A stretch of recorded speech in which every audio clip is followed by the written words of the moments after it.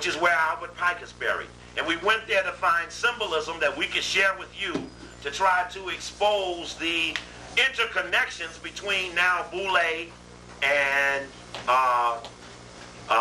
Skull and Bones and Phi Beta Kappa and Round Table Group, etc.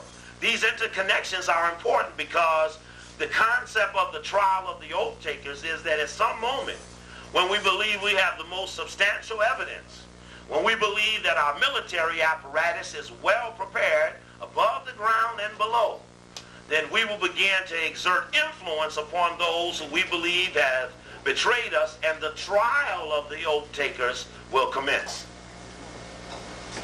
Check.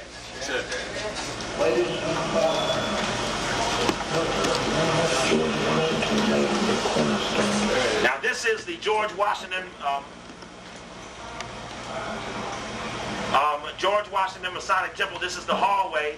It's recreating the original laying of the cornerstone of the Capitol building. Remember, the Capitol building that sits on the money is a cornerstone of masonry. That's the cornerstone of Freedom Hall, where Albert Pike is buried, and there is a slab from the Capitol building. Now they're very much into cornerstones as the adjoining moment of a building, the central, the core of a building.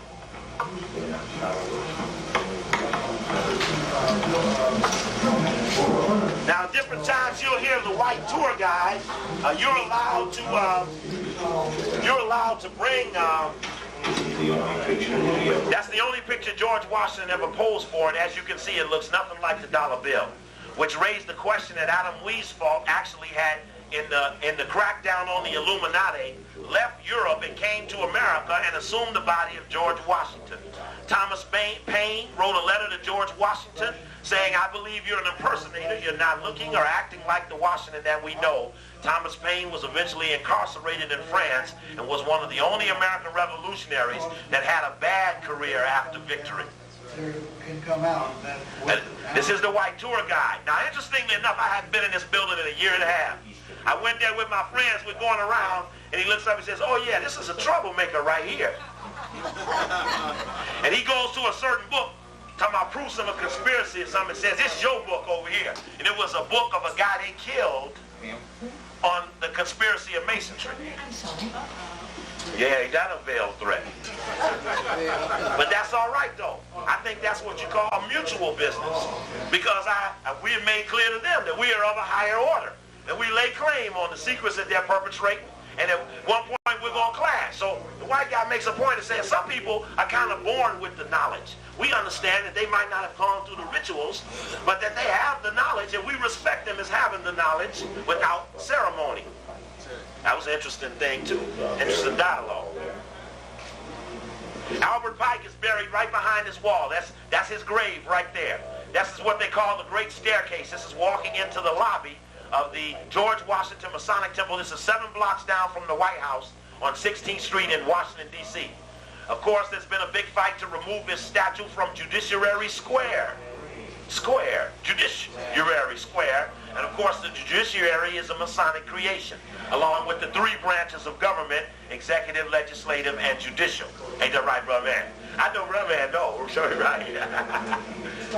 Now, this is the coming in. It says Slave Frater. There on the table means welcome, brother. And they have 2 phoenixes with the wings out on the table greeting you coming in. He wrote this, Mars. Now check this out. This is the last known king of Hawaii. No, this is the new guy. This is the new Shriner man. He's from Little Rock, Arkansas, and they say the Shriner convention has to be held in the head man's place, but the hotels aren't big enough there, so they're going to put it in Indianapolis. He's the present head of the Shriners America-wide. They have Bibles opened up, put in books. At different times we go up on the Bible, which is in case to see what pages that they have in fact laid out. And so we wanted to get on the camera different pages. Of course, if we were to freeze frame this, you could read carefully. Like at different times they have the Song of Solomon.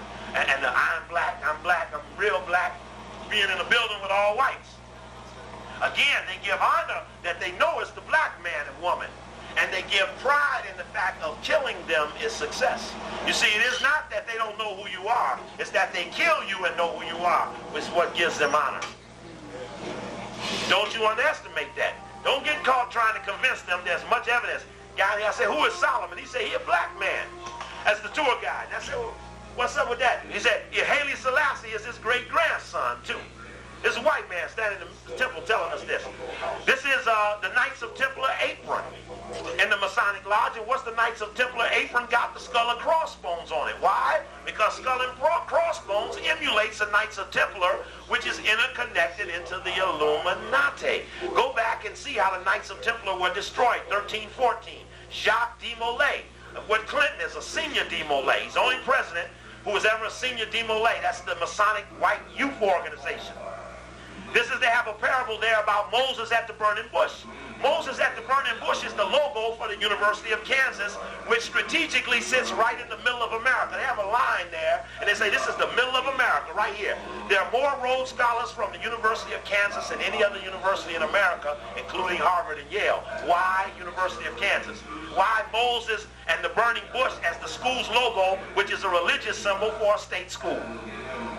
And right in the center of the campus is a huge statue, a 25-foot black statue of a Moses sitting in for a chapel, which has a burning bush as the stained glass window. I've got it on videotape. At one point, I'll bring it. No, I kicked something. At one point, I'll bring it and hook these together for you. The important thing is I wanted to show you what those aprons look like. Lafayette gave George Washington his first apron, his skull and crossbones apron.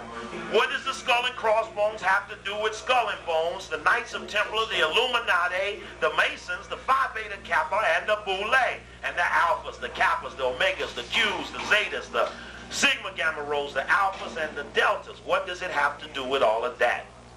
This is a statue that they have there on the Knights of Templar floor, where a white man, Jesus, leans up to the great God, and the great God got a black hand. Do you see that? Let me go back. You see that? And it's funny, we asked him, say, well, what is that? What is that up there? He said, that's God's hand. I think Ed was the one that asked. I said, what is that up there? He said, oh, that's God's hand coming down from the sky. These are all white. It's a white institute. It's $1 million institution. Look at this. Oh, maybe I should put this. There it is. It's coming. There it is. With my gun. Right there. That's right. There. Show you right. That's right. Now that's some heavy business. That's some heavy business. Now what is it that they're doing? What are they doing? Because then here comes Bill Cooper. Here comes Ralph Epperson. Here comes William Steele. Here come the Hunky Books. In the Hunky Books say that Osiris, Horus, Isis, and the original black thing is really all pagan thing. By articulating and making the ancient Kemetic things pagan, we did not call them Osiris, Horus, Isis. It was the Greeks who renamed those things, so you all know better than I, who renamed those original Kemetic things, and then Albert Pike even began to name them and include them in his rituals. The whites who are coming against Albert Pike condemn Osiris, Horus, Isis, Ra as paganism based upon Albert Pike having radiated it. We say Pike didn't create it and he's disqualified from being able to radiate it because it ain't his.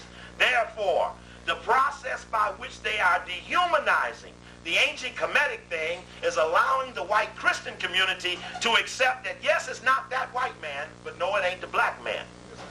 So you got to check out, they got a double move. And that hunky, dirty, low-down white boy that come up in here, what's his name? Anthony Hilliard. And my people just beat him up in Vegas too. He went down to Vegas. They jumped him real strong, running around the black community doing whatever he think he doing. I don't know, but I don't like it. Yeah, and he got some brothers with him too. Got a little lies about the black man being on the list of destruction. Well, that is true. No, but I mean but we don't need him to be running around telling us what some other hunkies think. Go fight the hunkies for us then. We've always said whites who want to support us can attack and dehumanize and destruct other whites. And bring us the scalps. We'll pay for scalps. Switch this thing around here. But we take this as a position that help from them must be exclusive beyond our neighborhoods. And I say the same for the LaRoches, and I feel the same about the Falanis. And I say that because I don't trust them. I don't. Now, this is the Knights of Templar floor. The next floor, on the 9th floor, the guy was getting close to closing. The guy didn't want to take us there. But on the 9th floor is the, what they call the Tall Cedars of Lebanon floor, the King Solomon's Temple. It's the 9th floor. This is the top floor of the George Washington Masonic Temple in Alexandria, Virginia. Right across from Washington National Airport. You can see it from the airport. It looks like a huge, different type of looking pyramid. Now, on this 9th floor, which is the Solomon floor, you'll see that, now remember, the Grecian Sphinx is the number 9. Now here we go to the 9th floor of the White Masonic Temple. Okay, now we're going up to the 9th floor, it's raining now, and I'm sure that when you get up there, you can walk around the outside, but I didn't want to go outside. I want to get this on the camera. So that's only these things. I had to get that on the camera. These are, in this particular display, the guardians to Solomon's Temple. Now think about that. I'm an advisor to the king. I'm a Grecian Sphinx. How similar does that look to this? Show you right. Show you right. You've been there. And there are 9 of these leading up a stairway of 9. And then they reduplicate the demonstration where Solomon is going to kill the woman's baby. And then the other woman whose real baby it is says, well, no, let her keep the baby rather than let the baby be killed. And they knock out that allegory over this display guarded by the Grecian Sphinxes. And I asked the guy, I said, what is that over there? And the hunky said, I don't know. Now they all over the walls, all that's up there is this here. He said, I don't know. I said, come on now, man, you know what it is. He said, well, it look a little to me like a griffin. So, well, what is that? And if the griffin is the guardian, why is that Griffin Park up there on the hill of Hollywood? You remember we came in before. When we translated through the dictionary of symbols, Holly is the German word for hell or cave. Cave wood. It's protected. But that might be the gate of hell right up the top of Griffin Park. It might be some shit deep down in the mountain, which is why it's a big earthquake of shit coming, because the shit gonna come up out of there. That'll show you right. Y'all will greatly underestimate that shit when the shit show up. You can say, that damn Copley boy told us some shit was coming up out of here. No goddamn earthquake. No, excuse my language. I shouldn't use that word. Good life. Listen to the white guy. He's talking. I'm trying to get his dialogue on the camera. The 12 lines represent the 12 tribes. This is 1/10. Look at what they got sitting there. Look, I even how the lights are laid with triangle leading up the stairway to the reduplication of Solomon's Temple with the sphinxes on the side as well. 3 facing south, 3 facing north, 3 facing east, 3 facing west, are representing the 12 tribes of Israel. You hear what he's saying? There was 12 tribes. 3 facing north, 3 facing south, 3 facing east, 3 facing west, representing the 12 tribes of Israel. Representing the number 7, which is the holy number in the Masonic order. 7 is a holy number in the Masonic order. This right here, there's nothing secret about it. It's the whole story of the Masonic order. Saying that King Solomon was a just man, but King Solomon had his faults. Like, you know, every man has faults. King Solomon, he too had his faults. He was what we call a womanizer. The failing of many men. So you're right. That's the King Arthur moral to the story, was that Arthur fell for Genevieve. And that blew his thing. And so there's a dialogue in all of these societies warning the men about the parable of King Arthur or other men who fell through women. I don't know why it's there, but it's there. It might be a wise lesson for any man.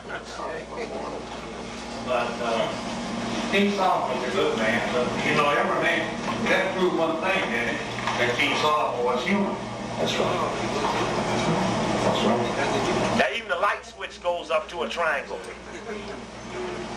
Now they have this reduplication of the building of Solomon's Temple in a mural that goes across the wall. personification.